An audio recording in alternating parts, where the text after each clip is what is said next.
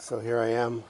I free range chickens all day long, so I just give them hay corn for energy.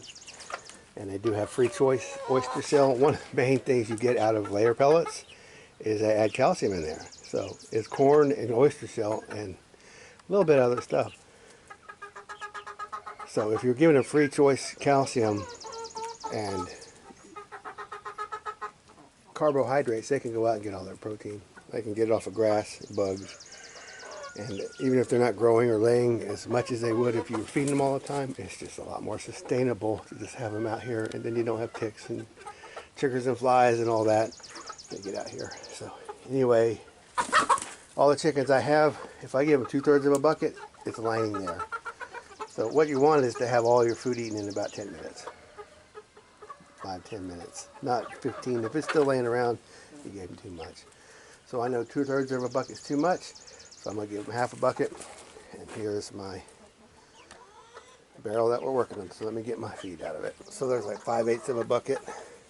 The good thing about being under this roof is that when it rains, I just have to slide the lid on there. I don't have to worry about rain getting in there and all that. We do seal all the other barrels really well, but the one we're working at, we don't keep sealing it.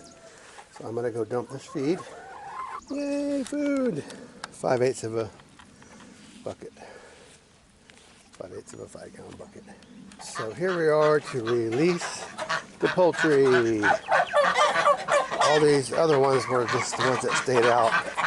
Oh, those are hens that stayed out all night. That's not good.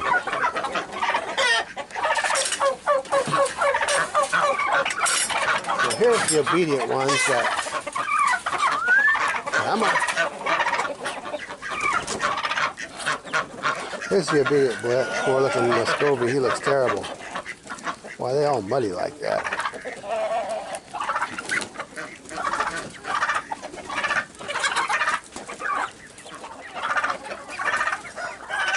Oh, he's got a problem with his foot. Bumblefoot. Poor guy. Gonna have to do something with him. His old Cornish cross that we had forever and ever. Yeah, he's got a problem with his toe. Poor guy. And let's just now notice that the rest of these birds are too stupid to come out. They're freshly integrated into the... got your head stuck. There you go. Get out of here, you're gone. Oh, Buckeyes. Come on, move it. Everybody out. Everybody out. Come on. Newbies, they've been out for like 2 days. Come on. Don't even know what to do. Come on, go. You're going to starve to death. Don't go through there. There you go. There you go. So we fed those. I'll show you that. These new ones are still figuring out what to do. That poor bumblefoot guy, he's just looking rough. I'm not sure I could do much for him other than slaughter him.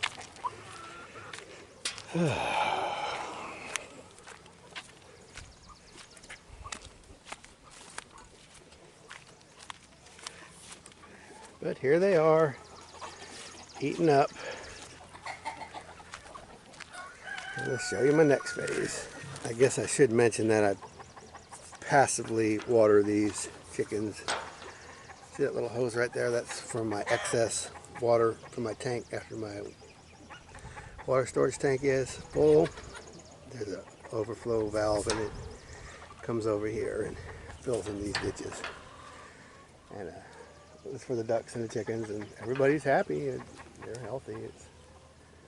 It gets muddier during the day. There's also a little leaky spot where it's just clear water dripping.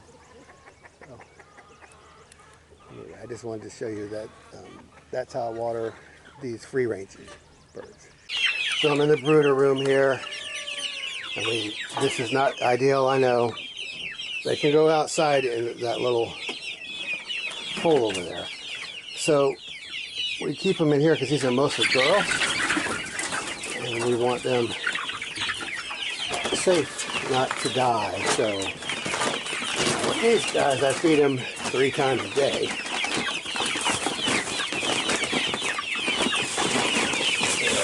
terrible job. But I will just get this scooper.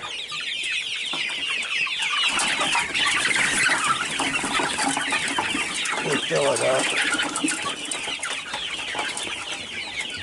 And then here's all of my birds eating. Now the water is full, but when I do need water, I'm obviously going to give them more feed than that. I have a hose right here, and I just put it right in that water. I recommend these kind of waters above everything else. They are just, they don't leak, they're easy to fill, they're reliable. I've done the nipple waters, I've done all of it, open troughs. This is the way I do it nowadays, so I think they're worth the money. So anyway, I'm going to finish feeding this out, and then I will move on to the next thing. So due to lack of personnel and lack of facilities, I'm overlapping my greenhouse use. That needs more water. So here's the ducklings. Whoops. There's it. So the little ducklings get some feed. Quit picking on them, Mama. There's more places to eat. Go on. Go on. Go over to the other one. Go on. Let Mama have that. They pick on the little ducklings and don't let them eat. So I just fill those trays with water for my ducklings. These are jungle duck and Muscovies. They don't really need that much water. So I just keep filling that. They can duck their head in there and they can drink out of it. And it's not ideal, but it's what we got. Little ramp for them to get up here and forage for bugs, and this was all broccoli that we cut back. I'm going to actually use this as a place to dry some kiln dried lumber for a few months, because I don't grow in the hot season. I have a screen door down there for ventilation. I have these screens and so forth so the air can move through. So I got to water them now. There's my other scoop. There's my other scoop. Alright, so I got water right here, so I'm just going to go ahead and water them. Be right back. Wanted to show you these buckets with these. This is better than gamma lids, man. So these buckets are awesome. So I'm going to go ahead and use my other scooper to scoop here. Alright. I haven't watered the other thing yet. I'm going to show you what I'm doing here. So in here, hello, Ducky.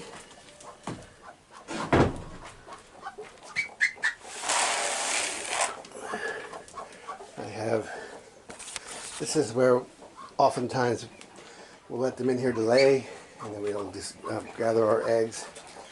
We got so many that have gone broody, so I shut it all off, and I'm just letting whatever happens, happen. Once we clear all these brooders out, then we'll reassess the situation. But anyway, feed them in the morning so they can eat it all day, and they have water here.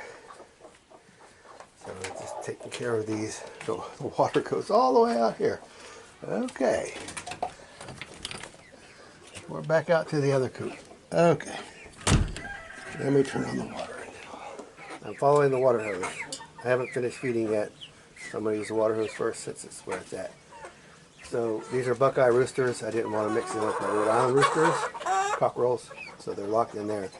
Those other birds, I'm going to show them how to come out today out of that hole, so they can go in and out of both. So here's my hose. Had to track it down. Don't you get frisky. He thinks he's tough these days. So I'm going to come over and check the water in the coops. Now this are garden interlopers and other bad chickens. So they do have water there. They do have water there. They don't need water. They need food. So looks like I'm going to have to fix those edges. Raccoon just come in here and grab what he wants. Or a fox. Easy. So Gonna have to fix that. I'm gonna take this back to the greenhouse. So I've got the hose back in here, and I'm just filling up these duck waters. I know, not great. I'll need to clean that one. That one's been in here for a while. It kind of gross. Should have emptied it. Oh well. Here's the real world. Not ideal.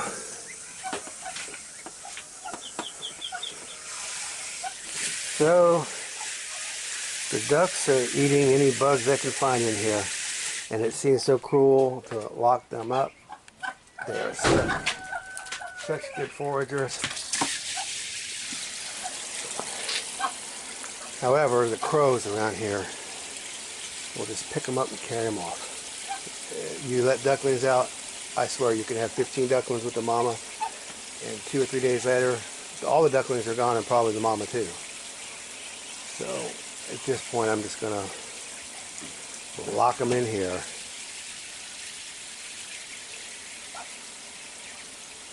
I'm gonna put those little bricks so they don't get stuck in that plastic container and drown. The duck will drown. So important to get a baby duck. We have more of the feed here. Put it over there so mama can feed her babies. Let me just chase this mama over here. She's pushing around the little ones. Not very nice. Alright, run the other way, little ducklings. Run the other way. Run, run, run. So keeping them locked in here, at least they get a chance. And when they're maybe twice as big as this, I'll let them out, because they'll be fast enough and it'll be hard enough for the crows to just grab. You can see the difference in size there, but still not big enough. There you go, mama. You feed them that one, and let little mama or little babies have this over here. Big bullies. Man, you should see these guys when you let them out. They run through the pasture in a line, like Tyrannosaurus Rex or Velociraptors or something. And just, it's really cool to watch them just scare up the bugs and just attack. It's, I'll get that on video when I finally let them out. That's pretty cool. So this is full, moving on. So extra little step, these newbies don't know how to get around to the other food, so I'm gonna feed them in here. I'm going to shut the gate for a few minutes. There's a couple big mamas in there, but most of it's the little ones. So I don't want them to starve to death. And they're not getting a grower ration, now they're getting a layer feed. So remember what I said about locking the paddock up? They pushed out, they wanted this grass. But I wanted them out here anyway. Let me go shut that gate though. I didn't chain the edges of those panels, so I knew there's a chance they'd get out. That's alright, this is exactly what I was going to do anyway. So I got the gate over there, the big gate shut. I got this little side gate here. I got to shut this corral panel. I put this in just for this purpose, so I could get this middle part grazed. So you see where they had pushed the gate apart. 2 cows getting through there at once bent my gate frame, so I just added that little loop in there. So now they're doing what I wanted anyway. I'll let them have it. It wasn't rotated nearly well enough, especially out there in that middle. But I don't really have it sectioned off where I can bring them through. So they can just pick at what they want and I'll get them out of here. It's not ideal, but get out of here, go on. Now I have some pictures marked off for the feed. Quit sneaking up on me. You're gonna try to jump me in the back. Go on, I'll beat you with a wet noodle. I'm not so afraid for myself, but man, other people when they're here to visit, like kids or whatever, I don't want them terrified of him. He needs to be kept in his place. I don't know where my pictures are. I have it marked off exactly right for what I need to do per bird. 1/4 pound of feed per bird or whatever.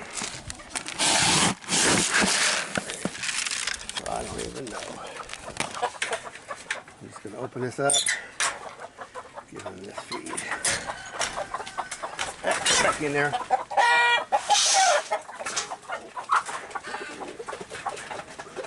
Little escaper, man.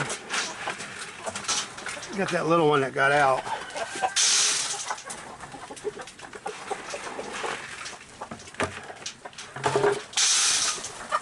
I'm just guessing now. That little fellow right there trying to get in, he keeps getting my guarded. He knows how to get in there, and I don't know how he's getting in there, but he's a troublemaker.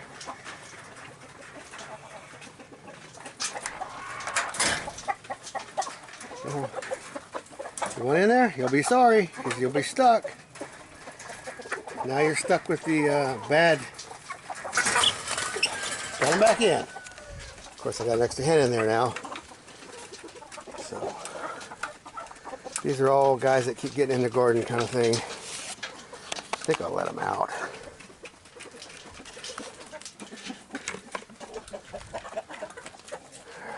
And here's my buffs. They still have feed from yesterday.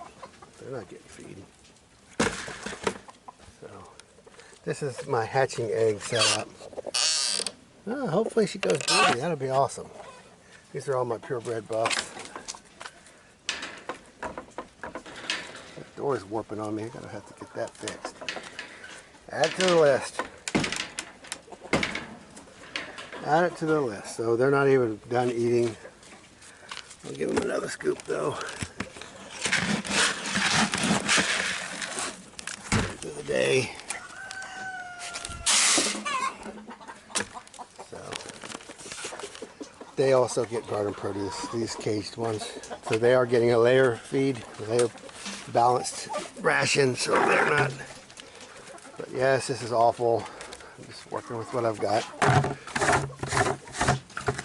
They just they won't stay out of the garden kind of thing. So we need to keep them up there. So fed and watered, plenty of water. Fed and watered, plenty of water. So everybody's fed now. So that's the end of that part of my chores. Looks like the newbies might have gotten enough by now. They're not even all eating now. So since I'm leaving, I'm just going to open this up. So come on out, white bird. That's what you're supposed to do. Come on out. I'm going to have to teach them how to come out of there today. Got to fix the door. Maintenance, maintenance, maintenance. All right. Hopefully we'll get some rain today. We're just dry. It's like August here. It's June. And that poor bumble-footed Cornish cross. Just kept him for see how long they could go just with regular foraging and stuff like that. See, look, even half a bucket, 5/8 of a bucket, they're not eating it. It's sitting there, feeding wild birds. So I gave them too much. I'll reduce it, maybe just a half a bucket even. They would just rather be foraging. They just don't even care. And the other little birds have a little more trouble eating a whole piece of corn. But we'll let them figure it out. I've been doing it for a while. That's how I do it. So, chores done.